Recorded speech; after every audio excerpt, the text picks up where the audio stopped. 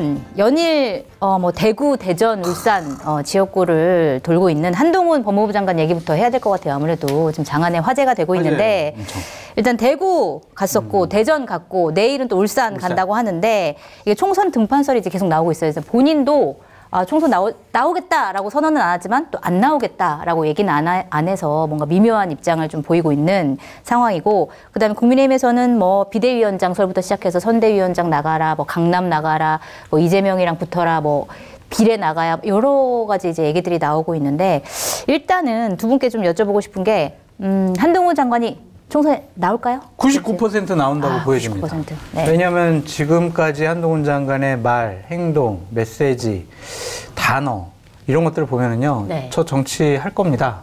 결심했습니다. 저 내년 총선에 출마할 겁니다. 저 국민의힘에 입당해가지고 네. 내년 선거 한번 제가 치러보겠습니다. 그런 다짐과 의지의 표현이라고 좀 생각이 들고요. 네. 저런 거를 그냥 여의도 정치 언어 번역기에 넣어서 네. 정치 언어 번역기 해석을 하면 네. 저 출마한다니까요. 저 좀 관심 가져주세요. 저를 좀 밀어주세요. 이러한 의미가 내포되어 있다. 그래서 만약에 이제 뭐 한동훈 장관이 갑자기 신변에 무슨 일이 있지 않는 한 네. 내년엔 꼭 출마할 것 같다. 정치 선언을 시작했다. 그렇게 보여집니다. 알겠습니다. 99% 나온다 하셨는데 어떻게 보세요? 저는 안 나올 거라고 오랜 기간 동안 관측해 왔는데 최근의 흐름 자체는 좀 완전히 달라진 것 같다가 첫 번째고요. 네. 뭐 호불호가 있습니다. 한동훈이라는 캐릭터에 대해서 호불호가 있는데, 그래서 안심하는 쪽에서는 불호가 많으니까 뭐 네. 그가 대선에서 총선에서의 파괴력이 있겠느냐라고 이야기를 하는데, 한동훈 장관이 하는 거 보면요. 네. 그러니까 국회에서 하는 발언과 법조기자들이 묻는 발언 이렇게 한 축이고, 대중들을 상대로 하는 발언이 또 다른 축으로 존재하는데 철저하게 계산을 해서 발언을 하고 있고 굉장히 영리합니다. 네. 그리고 철저하게 진영 정치에 복무하겠다라는 생각으로 임하고 있어서 실제 한동훈이라는, 그러니까 저희가 평론가들이 평을 할 때는 한동훈을 감독상으로 놓고 평을 해요. 그래서 네. 뭐 이런 부분이 부족하고 이런 데 실수가 있을 거고 어쩌고저쩌고 하는데, 한동훈은 그냥 최전방 공격수로 나올 겁니다. 나오게 되면. 네. 그러니까 어디에 출마하는지 뭘 하는지 이거 하나도 중요하지가 않아요. 아, 그래요? 그가 끌고 다니는 기자들과 그 스피커를 활용해서 민주당에게 퍼붓는 공격, 그 자체가 가진 화력이 엄청날 것 같아요. 네. 근데 이런 얘기도 나와요. 그러니까 한동훈 장관 같은 경우에는 윤석열의 아바타다. 대통령의 아바타다. 그렇기 때문에 원래 있었던 보수층을 결집할 수는 있겠지만 중도층에게는 어필이 안 될 것이다. 이번에 이제 대구 갔을 때 사진 찍어주느라고 뭐 7시 기차표였는데 10시로 이제 연장했다 이런 얘기도 있는데, 대구나 이렇게 주요 지지층이 있는 곳에서는 바람몰이를 할 수 있지만 사실 중도층은 좀 잘 모르겠다 이런 분석도 나오는데, 이거에 대해서는 좀 어떻게 보세요? 굉장히 영리하죠. 공개적인 모습을 드러냈던 첫 장소는 서초동 예술의 전당이었고요. 네, 거기서 이제 그 정도의 클래스, 그 정도의 사람들 중에서 뭐 이렇게 좀 어울리는 자리가 있었고, 대구는 어디에서 사진을 찍어줬죠? 대구역이에요. 네, 기차요. 예, 그게 네. 아주 중요합니다. 네. 아주 장소를 잘 정한 거죠. 네. 예를 들어 한국열의 신문사 앞이었으면 지나가는 사람이 없잖아요. 그러니까 모여서 사진을 찍고 나면 그게 끝나는 거예요. 네. 하지만 여기라는 장소는 계속 사람이 바뀌잖아요. 그렇죠. 들고 나는 사람들, 유동인구가 가장 많은 곳이잖아요. 네. 그 한복판에 있으면 당연히 사람들이 모이면 그게 뭔지 구경하러 오게 되고, 그런 사람 중에서는 사진을 찍기 원하는 사람 당연히 있을 수밖에 없죠. 네. KTX 한 대가 특히나 동대구역이라는 데는 전 모든 KTX 집결지거든요. 대전하고 동대구역 두 군데에서는 다 집결할 때 흩어지는 거기 때문에 많은 사람들이 내리기도 하고 하니까 거기에 가니까 3시간을 있었을 수 있었던 거예요. 네. 그렇게 함으로써 실제 지지자도 만나고 또 대중적으로는 3시간 동안 내가 끊이지 않는 셀카를 찍어주는 사람이다를 똑같이 이렇게 보여주는 네. 굉장히 영리한 판단이었다고 봅니다. 그렇지만 중도층에는 소구력이 그렇게 많지는 않을 것이다. 그건 기니까 갔다 올게요. 알겠습니다. 자, 어떻게 보세요? 중도층 소구력은 아직 검증되지 않았고, 검증되지 않았다. 중도층의 소구력이 있다라고 전망하고 분석하는 것은 좀 무리가 있어 보여요. 아, 그래요? 대통령에 대한 부정평가가 높단 말이에요. 네. 국민의힘의 지지율도 높지가 않아요. 그런 상황에서 정권의 2인자, 네. 대통령이면 아바타, 뭐 황태자, 세자. 네. 그러면 한동훈을 보면 그 뒤에 윤석열 대통령이 보인단 말이에요. 그렇죠. 그러면은 중도층이 와, 내가 윤석열 대통령은 싫지만 한동훈 장관 좋아해가지고 국민의힘 찍어줘야지. 그렇게 생각할 분이 과연 얼마나 있을까. 네. 그거는 객관화된 데이터인 여론조사로 아직 네. 증명되지 않았기 때문에 그건 뭐 여론조사가 나오겠죠. 그것을 좀 보고 판단할 수가 있지만 어쨌든 저희가 일반적으로 분석하는 것처럼 지지율이 그렇게 높지 않기 때문에 네. 그 2인자인 한동훈 장관이 중도층을 견인해낼 수가 있다라고 보기에는 어렵고 어렵다. 아까 앵커께서 잘 말씀해 주셨듯이 지지층 결집엔 상당한 효과가 있을 거다. 그런 생각이 들어요. 그러니까 네. 뭐 대구에서 많은 분들이 사진 찍고 또 뭐 다른 대전에서도 되게 환호를 많이 받은 모양인데 네. 그것이 긍정적인 지지율로 나타날까? 그러니까 호기심인 거죠. 네. TV에서 보던 유명인이 왔네. 민주당 네. 공격 잘하던 한동훈 장관 여기 왔네? 저 같아도 볼 것 같아요. 네. 그런데 그것이 이제 내년 선거 때 긍정적인 호감도와 지지도로 연결될 것인가? 네. 그건 좀 더 살펴봐야 될 것 같아요. 근데 저는 지금 현재로서는 네. 어렵다고 봐요. 중도층 소구력은 약간 좀 미지수다 이렇게 보셨는데 어떻게 보세요?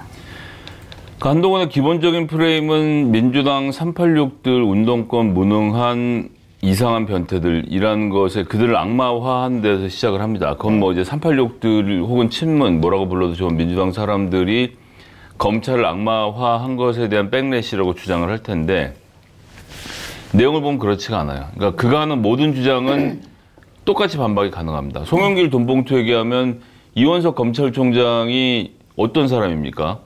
그 앉아갖고 나눠준 돈봉투 100만 원짜리 주섬주섬 2017년에 받아들였던 당사자 중에 하나잖아요. 네. 특수활동비를 그렇게 마음대로 나눠 쓰는데 아무도 문제 제기하지 않았고 멀쩡히 검찰총장까지 되는 장면을 저희가 지켜봤죠. 그리고 이재명 대표 뭐 법카 얘기하면 뭐 지금 소위 말하는 특활비 논란 관련돼서 뭐 휘발돼서 뭐가 안 보이니 뭐 어쩌고저쩌고 하는데 신용카드 회사에다가 그 사용 내역서 하나 뽑아달라고 하면 갈 것도 없이 온라인 뱅킹에서 뽑아서 나오는 내용인데 그걸 굳이 영수증 붙여갖고 안 보이게 만들어서 제출하는 그런 뻔뻔함, 혀를 내두르는 뻔뻔함에 지금 그 이재명 지사 법카 몇 푼과 비교해보면 본인들이 하고 있는 행동에 대해서는 뭐 무슨 상관이냐.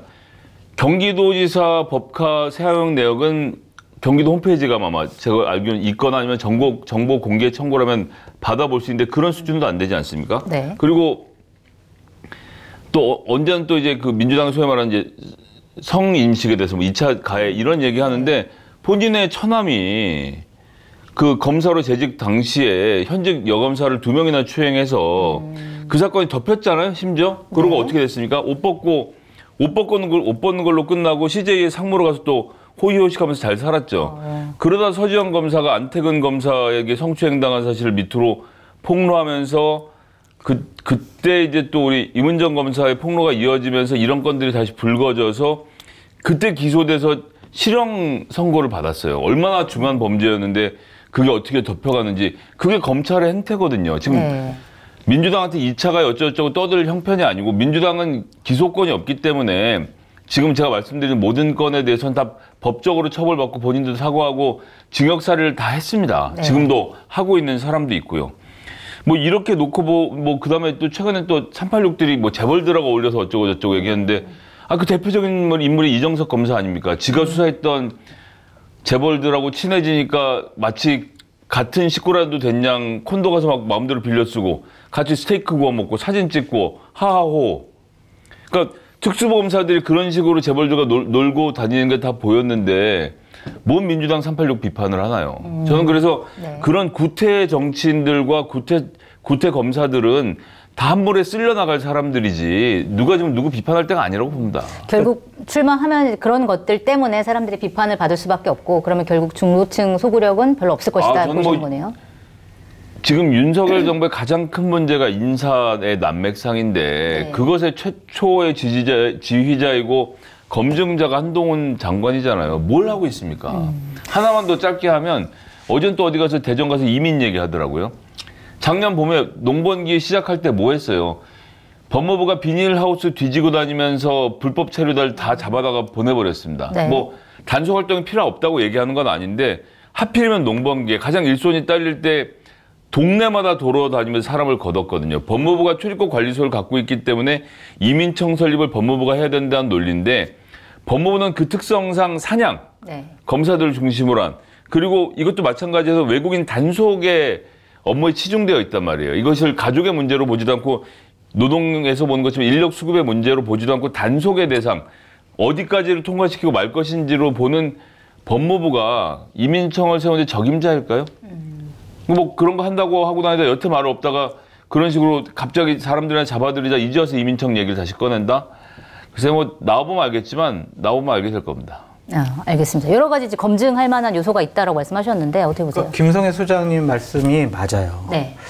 그러니까 정치인이 이제 국무위원 같은 거 할 때 청문회 하잖아요. 네. 정치인일 때는 별로 문제가 안 됐던 일들, 부각이 안 됐던 일들이 이제 국무위원 할 때 여러 가지 검증을 받지 않습니까? 네. 정치적으로, 도덕적으로, 법률적으로 문제가 있나 없나. 국무위원이 정치인으로 변신할 때는 또 더욱더 혹독한 검증이 될 수밖에 없어요. 네. 한동훈 장관이 그냥 개별 국회의원 한 번 하고 할 사람이 아니라 네. 일단은 보수층에서는 대권 후보로 인정받고 있기 때문에 네. 아마 민주당에서 아마 미리 한동훈 파일 같은 거 다 마련해 놓고 지금 열심히 준비 중인가요? 네, 공격 포인트 다 해놨을 거고요. 네. 본인이 법무부 장관 하면서 했던 네. 약속, 뭐 발언, 주장 이런 것들이 부메랑으로 돌아올 가능성이 있어요. 네. 그리고 본인이 상당히 보호해왔던 그런 대통령 가족들과 관련해서도 정치인으로서는 당연히 답변을 강요받을 수밖에 없거든요. 그때도 그냥 아이 뭐 김건희 여사, 뭐 최은순 씨, 네. 윤석열 대통령 뭔 잘못을 했냐 이런 식으로 방어하고 옹호하면은요 중도층으로 외연 확장은 더욱더 불가능하다고 봐야 되겠죠. 그렇군요. 그러니까 한동훈 장관이 전 두 가지 길이 있다고 봐요. 네. 이방이 될 것이냐 아니면 암행어사가 될 것이냐. 네. 그러니까 이방은 그냥 사또가 얘기하는 대로 네. 그냥 다 네네 그러잖아요. 네. 정치인은 그래서는 클 수가 없어요. 네. 그냥 암행어사처럼 사또가 잘못하는 일들 그냥 뭐 가감 없이 혼내줘야 되는 거거든요. 네. 그러니까 2인자로서 숙명이 그냥 정권을 보호하는 사람이 될 것이냐 아니면은 좀 짓밟고 갈 수가 있느냐 그런 부분도 우리가 재밌게 봐야 할 관전 포인트다. 자, 그럼 한동훈 장관님.